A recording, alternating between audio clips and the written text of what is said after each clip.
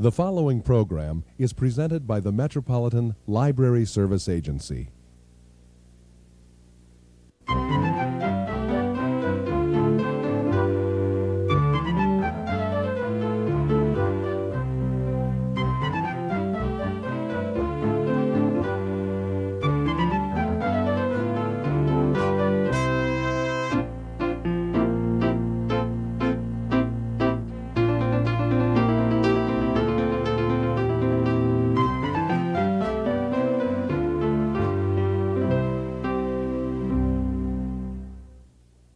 Hello, welcome to All About Kids, a program focusing on the interests of children and young people and some of the issues affecting them.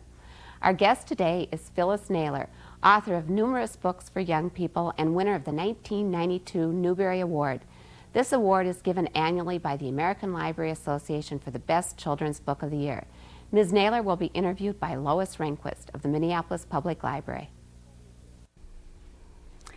It's really good to have you here. Thank you. The biggest question everybody wants to know is when and how did you start writing? I started writing as soon as I could put words on paper, but I had nothing published till I was 16. And a former Sunday school teacher wrote and said she remembered me from her class, how much I loved stories, and she was now the editor of a church magazine. Would I please write a story for the magazine? So I wrote my only sports story, a baseball story called Mike's Hero, and got a check for $4.67, and that was my first success. What did you spend the money on? I don't remember. What did you read as a child? I was read to more than I read. My parents read aloud to us every night till we were almost 15.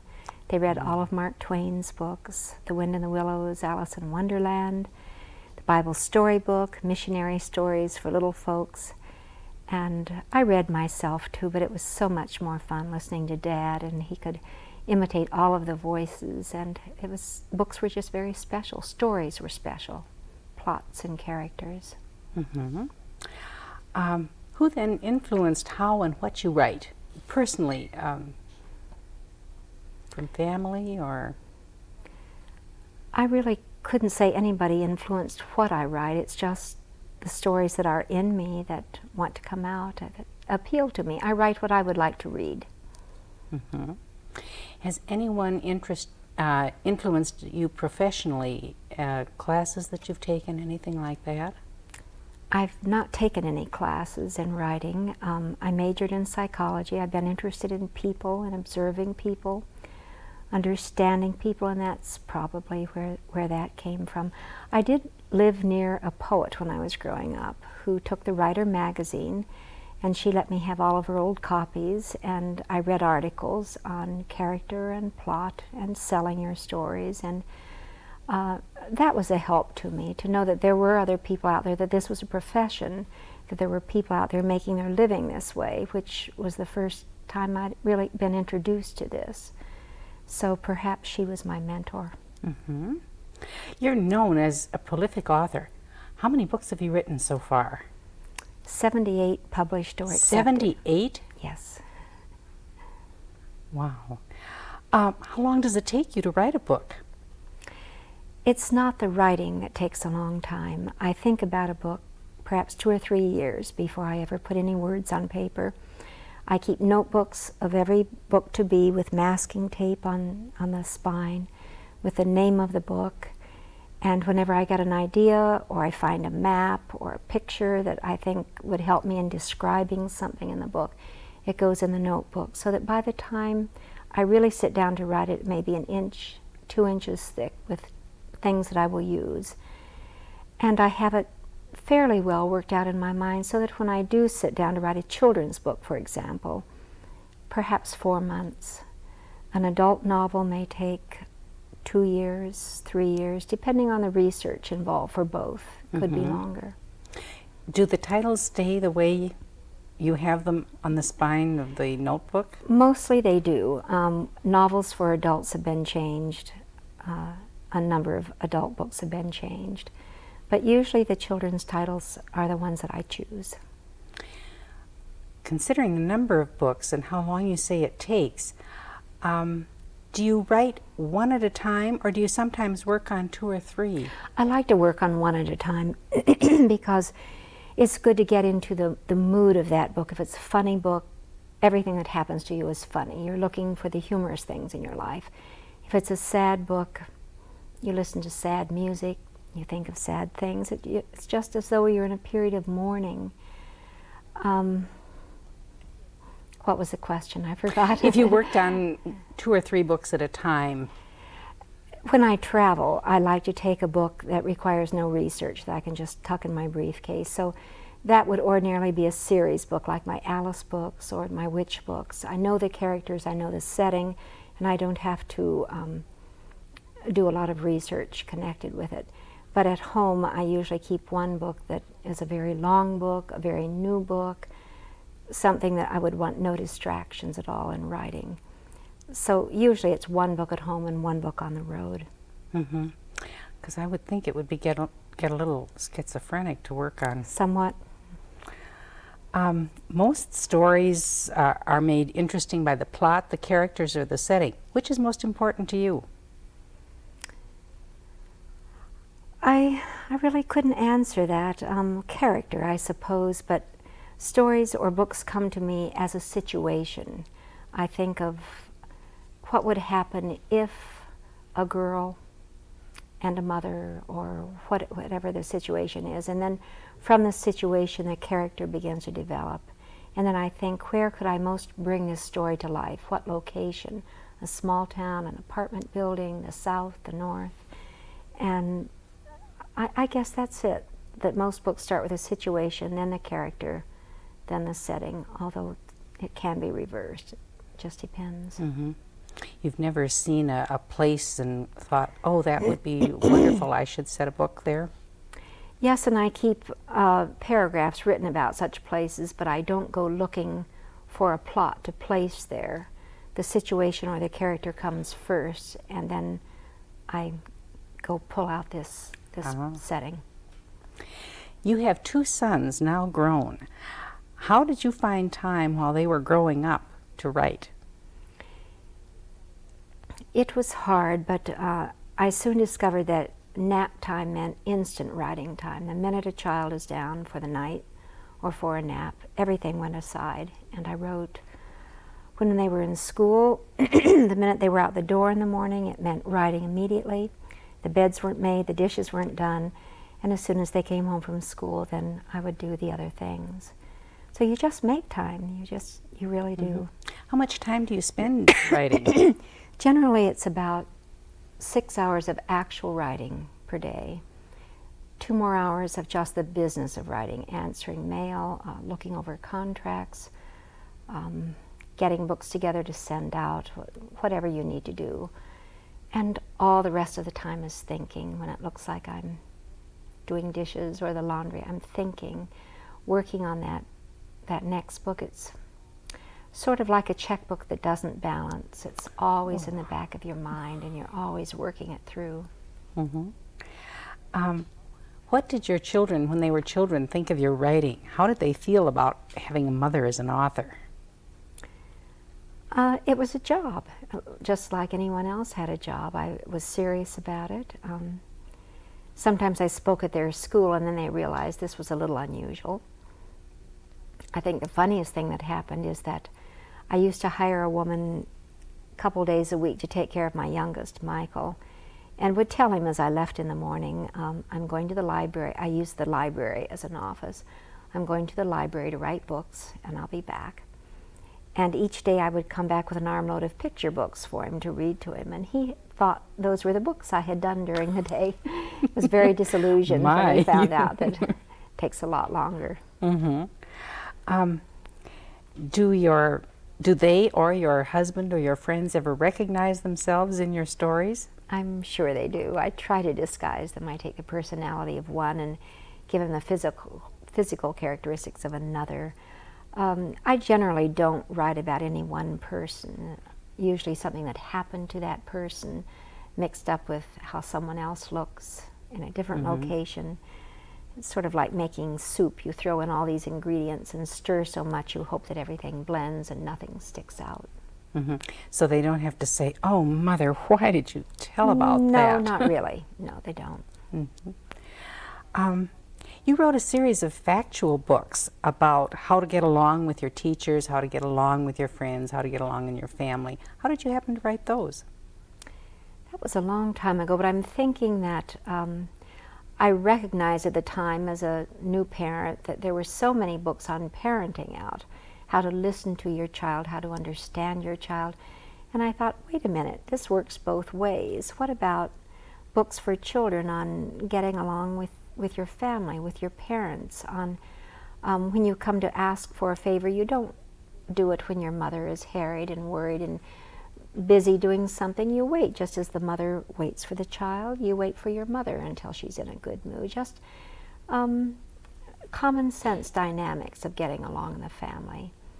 And then again with your friends, with your teachers, and it just seemed to work. Well, I know especially the one with teachers, we have requests for quite often, both from children and from parents who say, "My child's having problems," what have you. I hope they help. Some people write when they write, and it's exact as they write it. Others not me. rewrite. How do you do it? A lot of rewriting. I write the first chapter in longhand. It's sort of a shorthand longhand. And then I immediately have to rewrite it because I couldn't read it the next day if I didn't. So that the entire book is written at least twice in longhand, sometimes 3 times. Some sections are written perhaps 15, 20 times, like the first paragraph, which is very important to me. Then when the entire book has been written that way, it goes on the word processor, and I change and revise, and I print it out. My husband reads it, dissects it, criticizes it. He's very good at it. And I change and print it out again, read it chapter by chapter to a small group of authors that I meet with once a week. They make suggestions, I revise it, print it out again, send it to the editor who makes suggestions, sends it back, and I do one final revision, and then it goes off. So 10, 11, I don't know how many revisions, because when you do it on the word processor, sometimes you lose count of how many times you revise. But someone has said it's really too bad that authors are using word processors now, because something of that creative process, or at least the ability of non-writers to follow an author's creative process, is lost. Because you do your things in longhand, some of them then are available for people to look at and see how you work, right? they are available. I save them all, and most of them I send to the Curlin collection. That's the children's literature collection here in Minneapolis. That's right. Which we appreciate. Thank you. Once you've finished all these revisions and send them into the publisher, do you have anything more to do with it then? Oh yes. You think you're through with it, but you're not. Then it comes back a few months later, the copy editor's version of it. Your manuscript comes back with little yellow slips attached to the side asking questions, factual questions. You may have mentioned someone that they can't find in the encyclopedia. They want to know if you made this up, if it's factual. All kinds of grammatical changes according to their style sheet. And it's a good time to catch any errors or add a sentence or something like this if you want to do this. Then it goes into galleys, and this is your very last chance to find things to correct. But you're still not through with it, because they send sketches for the cover, and you're to make suggestions about the cover, about the illustration. And then they send the flap copy, and you can make suggestions about the flap copy. So it just goes on and on and on. Of course, you're into another book at that point, or perhaps even still another. So in some ways, you're on very different versions of several different manuscripts coming and going. You said something that reminds me. You've done some picture books, and I know you said you had a sister who was an artist, and she helped you to do some drawing. Have you ever illustrated one of your own books, or do you have any say about who illustrates? Yes, I do have some say, but I'm really not good enough to illustrate. You have to be a professional artist and a good professional artist to do them. You've done 2 series of rather gothic fantasy novels about 2 girls, Lynn and Mouse, who decide that they believe that an old neighbor, Mrs. Tuggle, is a witch. She is. She is? Yes. How have other people felt about them? I'm on a number of censorship lists. I know that. When I was growing up, witches and goblins and elves and all ghosts were all just one fantasy. And things have changed since then because of cults and things which have sprung up. And I think adults get too caught up in this and realize that children can separate reality from fantasy. These are fantasy books. They're frightening because they're written as though this is actually taking place in your own home. It's not off on Mars or a different fantasy land. It's right in your own home. And this is what makes them especially frightening, but makes them very appealing to children because they really are frightening. But you can't please everyone, and there are always going to be people who are frightened enough of children to think that they might do anything that they read about, which is really underestimating our children, I think. But they are scary books. I know. I, after reading one, have visions at night of that green glass eye lying out there somewhere waiting. In another of your books, Beetles Lightly Toasted, a boy, Andy, is out to win a contest, and he mixes up some brownies flecked with crunchy beetles and French fries worms, I think, and puts grubs in egg salad. Where did you get the recipes? How did I get the recipes? I think I got the idea for that because the Washington Post, in its food section, had a recipe. They were talking about conserving the food supply by using different kinds of proteins, for example. And they said that you could easily make chocolate chip cookies using ground up earthworms. And I thought that's about the grossest thing I ever read, so I'll write a book about it. What else? And I think I called the Smithsonian Insect Zoo, the Insect Zoo at the Smithsonian, and they gave me definite ideas on how you prepare the earthworms first. You feed them on applesauce for several days to clear out the digestive tracts, and then you mash them up and all those gross things. So the recipes are real. They are. Did you try them yourself? No. A teacher told me that one of her kids knew someone at the university that you mentioned that Andy wrote to for information, and he tried very hard to find the professor that Andy had written to. Was that professor real? No, the professor was made up, but I did he was convinced he was real. I did make sure that there was a department of bugs or insects at this university. Where do you get your ideas for stories? It's the question I'm asked the most, and they just come to me now. They just come to me. They're all mixed up with things that have happened to me, blended with things that I just imagine. You sort of start with a seed of something that you feel very strongly, or you heard about, or something that upset you, or set you off and made you think this was really very funny. And from then on, it just develops wings of its own and flies off in a new direction. You received the 1992 Newbery Award for Shiloh, a story about a boy who liberates, if I may use that in quotations, a dog from his cruel owner. Where did the idea come from for that story? I found such a dog in West Virginia, walking along a river, and it was the saddest dog I ever met in my life. And I was so upset about the dog. I felt it was abused because it was so frightened that it just got down on its belly and shook and trembled and wouldn't let me pet him.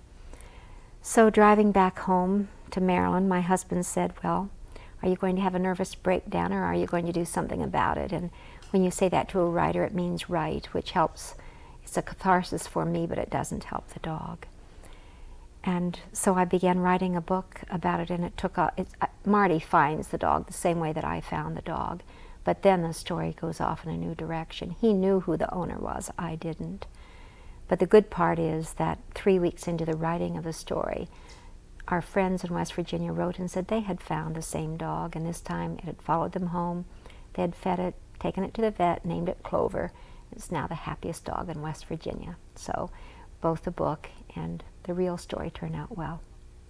Both had a happy ending. Yes. Well, how did you find out about winning the Newbery Award? They called me, the Newbery committee called me the day after they had made their decision. I think it was 8 o'clock in the morning, and very exciting. Yes, I'm sure it was. What was it like to win the award? Sort of a fairy tale weekend, really. The ceremony wasn't for 6 months, so for those 6 months, it probably the most hectic 6 months of my life, but in a good sense. Flowers and champagne and all the nice things that you can think of, but also a lot of requests to do some very nice things, some important things, and some very silly things, and you have to make a choice of how much you can do. Most authors get letters from children about their books. Which one of your books, except Shiloh, of course, do you get the most letters about? Before Shiloh, probably the Alice books. And do you think those are the ones the children like the most?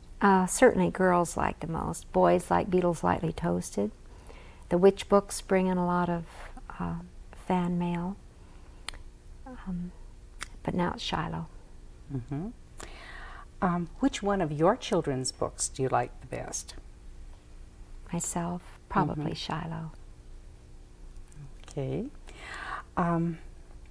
Do you read books by other children's authors? Yes, I have many friends who are children's authors, and we send each other copies of our books, and you really have to read them, and you have to read them quickly because someone always wants to know what you think of their book. Mm-hmm. Dare I ask, do you have a favorite children's author? I couldn't say a favorite, but I have many authors that I admire, whose works I admire: Catherine Patterson, Larry Callan, Colby Radowski, Claudia Mills. There are so many good children's writers out there. It's hard to keep up with them all. Do you have a favorite book? Apart from Shiloh, that is. Probably any of Catherine Patterson's. I especially like Larry Callan's The Deadly Mandrake. I think that was an especially good book. Obviously, you're always working on something new. What do you have in the works right now? Well, I've written books through 1995 already, so it's generally 2 years off. I usually have books done for the next year and the year after that. And there are more Alice books coming. There's a book coming called The Grand Escape, which will be published in 1993, about our two cats. It's an anthropomorphic novel, and I'm really excited about that. It's something that I haven't tried before. More Besseldorf mystery books, a novel called The Fear Place, which is a sort of frightening survival novel, all kinds of things. You have a toddler granddaughter. Yes. Have you written anything for or about her?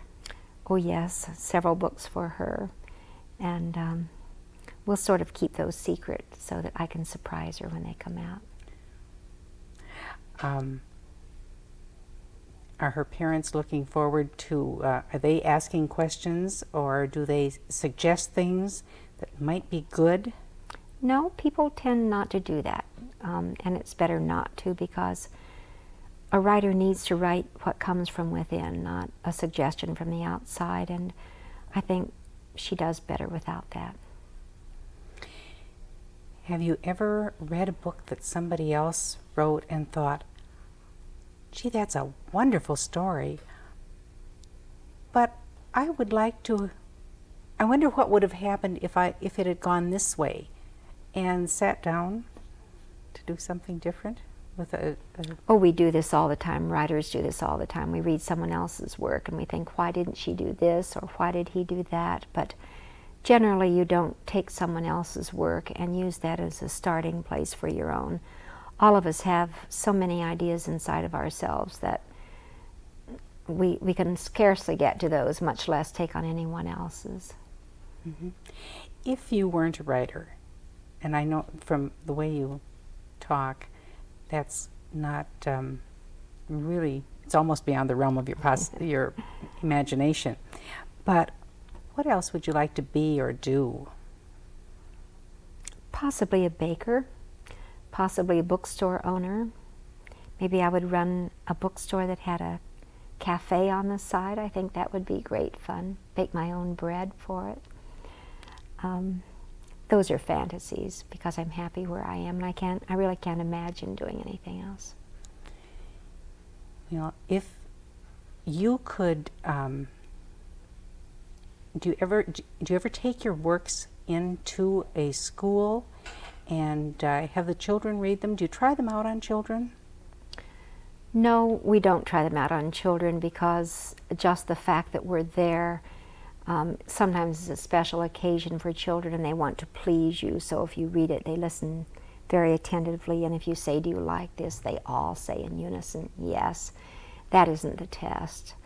The test is just you and your editor and your copy editor together trying to bring out the best possible book that you can, and hoping that we know enough about children and what they like that we can come up with something that will please them when it's finished, and we can read it to them as a finished product. Can I go back to one thing you said earlier when we were talking about when the galleys come and you see the illustrations? Do you ever find your character is very changed in the illustrations from how you envisioned? Yes. And we try very hard to catch those in the sketches. Not every author is shown sketches ahead of time, but I've been with my publisher a long time, so they do usually let me have some say as to who the illustrator will be. And then the illustrator usually sends about 3 different sketches for the cover illustration. And I can choose the one that I like and make suggestions if the character doesn't look quite right or something needs changing. So I do have quite a bit of say. And we're especially appreciative of illustrators who will read the book all the way through first, and they don't always do that. I know. I've seen some where one wondered if they had read it at all. Yes. Was this the first illustration you saw for Shiloh? That sketch had quite a few suggestions before it came out the way it was. And I won't go into all the things that we changed, but it required work, as did the book require work, and I think together they work. They certainly do. They've made a lot of people happy. We're really glad you were here. Thank you for being with us, Phyllis. Thank you for asking me. And we'll look forward to seeing all those other new ones that are coming. All right, thank you.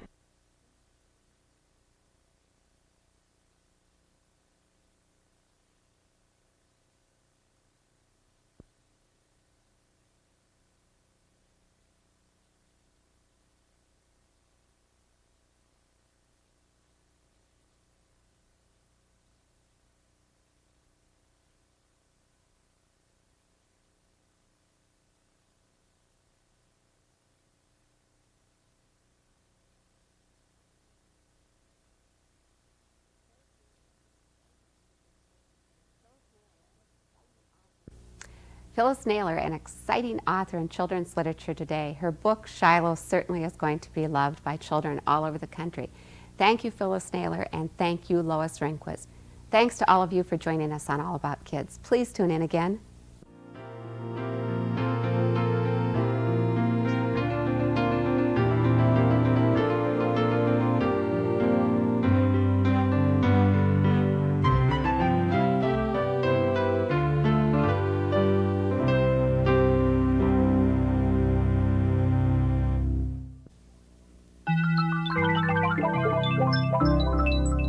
This has been a presentation of Hennepin County Library.